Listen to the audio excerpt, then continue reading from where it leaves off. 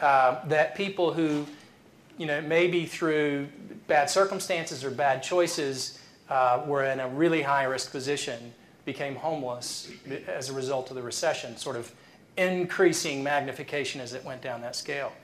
And we stood there, and the lady that organizes all this through Knowledge and I were standing there, and this thing just kept playing through my head. Give a man a fish, he eats for a day. Teach a man a fish, he eats for a lifetime. And so I'm looking around in this moment, it almost, it's one of those time stand still things. I'm looking at hundreds of people eating lunch, and I'm thinking, well, this is neat, and it's really feel good, and we're feeding these people for a day. But tomorrow, you know what? They've got to figure out how to feed these people again. And these people have to figure out how to get their lives back together. And so I'm looking around, and they've got all these buildings where they're trailers, but it's a campus of these trailers and these facilities. And they've got computers, and they've got broadband access, and they've got a training center where they help these people learn computer skills and write their resumes and do a lot of these things. I met a lady there, by the way, who has a master's degree. And so I'm looking around at this place, and I'm thinking, we're in the call center business, and our job is to equip call center agents to do their jobs more effectively, to screen and train and equip these people to do their jobs more effectively. And you wouldn't know this if you're not in the call center industry, but the at-home call center, they call it home shoring in some places, the at-home call center industry is just growing like crazy. It's one of the few places where job growth is, almost triple digits. But it's an independent contractor model. You get a limited liability. You essentially incorporate as an individual. And then these service bureaus, these outsourcers, ship calls to you. So it might be you taking Williams-Sonoma calls one day, and you're taking Apple calls at night. But you're a business. You're an at-home agent. You train on these programs, and you essentially work from home.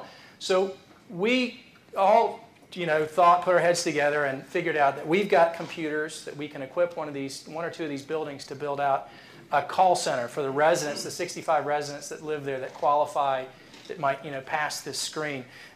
We're working with AT&T to provide free broadband, and our influence in the industry with all these service bureaus who happen to be our clients that can provide preferential treatment and routing calls to these people so they get paid by the call. But most importantly, they get training and a job that they can take with them when they leave Must into, ideally, hopefully, a home situation where all they need is broadband access. So I'm really excited about that opportunity, and I think it just illustrates the opportunity that God leaves at each one of our feet every single day to love and serve other people. And you know what? If my investors were here, if my board members were here, I'm not so sure they'd think that was a wonderful idea for us to do with our obsolete computers, and couldn't we sell them and get a little money? And our business has never been better, ever. We added more customers in the first quarter of this year than we added all of last year. So for those of you that think, or may have the impression that I had, that Christian management, that weak-kneed management, won't fire people, make tough decisions, go fight competitors, all those kinds of things. I'm here to tell you, man, when you focus on service and you create a culture of service, there's nothing better for the bottom line. Our business is going through the roof right now. So I'm really proud of what the folks at Knowledge It have been able to do there. And I also want to tell you about another way that God has used me. And when we get through here today, I want to leave you with a couple of questions that you can reflect on, and I hope may serve to encourage you to think about how you can use your gifts and talents to serve others. And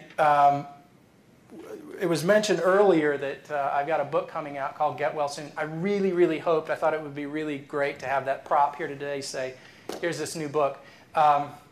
It's taken me about 4 years to get this out, and it has absolutely nothing to do with call centers, frankly, nothing to do with business. But the short story is, when I was 18 years old, well, before I became 18, I was a really sick kid. I got everything. I always got colds and flu, and I almost got kicked out of the 9th grade and had to repeat because I missed so much school. I just was always a really, really sick kid. And when I became 18, I developed cancer and wound up in the hospital going through this fight. And after pretty good period of time, the doctors were able to subdue the cancer in my body and eradicate the tumors that I had. But that experience for, at that point, about a 20-year-old kid, left me convinced that I was going to die from some terrible degenerative disease. And so out of pure self-preservation, I threw myself into the study of preventive health and healthy living and healthy habits. And I read and studied and researched and listened to and attended everything. And I'm talking everything. The twig eaters, the faith healers, the shamans. I mean, there are a ton of gimmicks out there, man. I mean, a ton. And I did it all.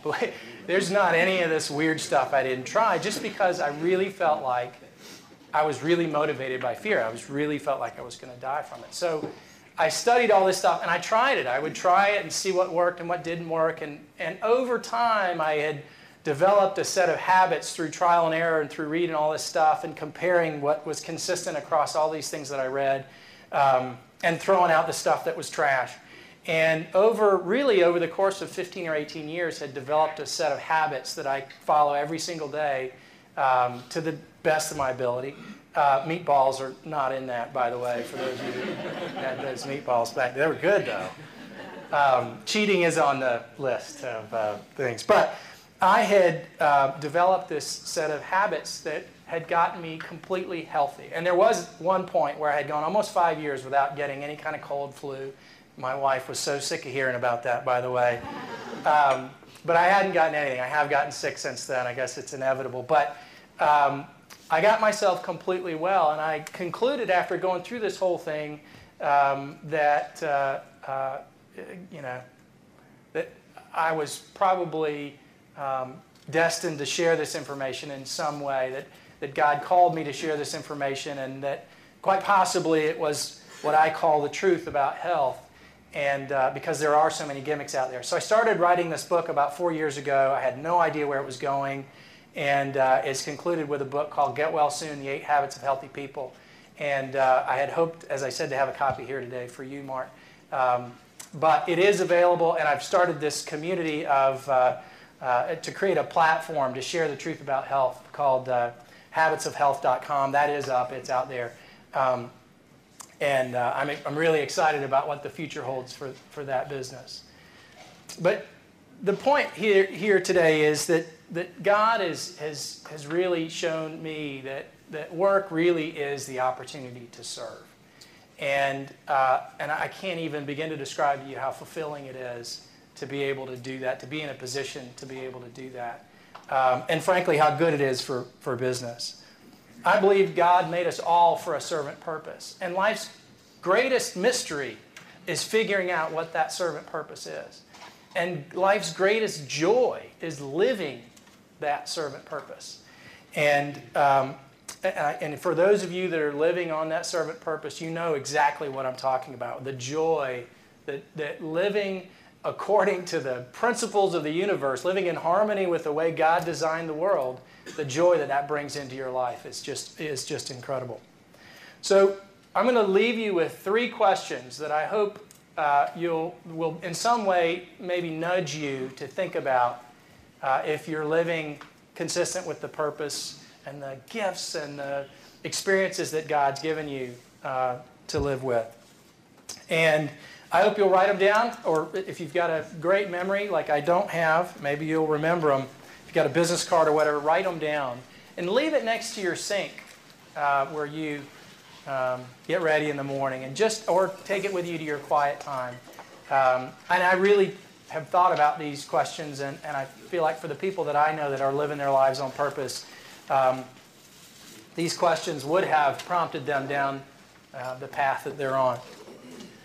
And they're a little bit strange, but so here are the 3 questions. The first question is, what would you stay up all night for? I always wanted something, I longed for something that I was so passionate about that I'd stay up all night for. I think about Albert Einstein, theory of whatever he was working on at the time, relativity or whatever. Staying up all night working on these things. And I always wanted something in my life that I was so passionate about, I would stay up all night for. So the first question is, what would you stay up all night for? And we're all adults here. The answer can't be sex. So you pick something else. It's not that. The second question is, what about the human condition makes you really mad? Makes you really mad?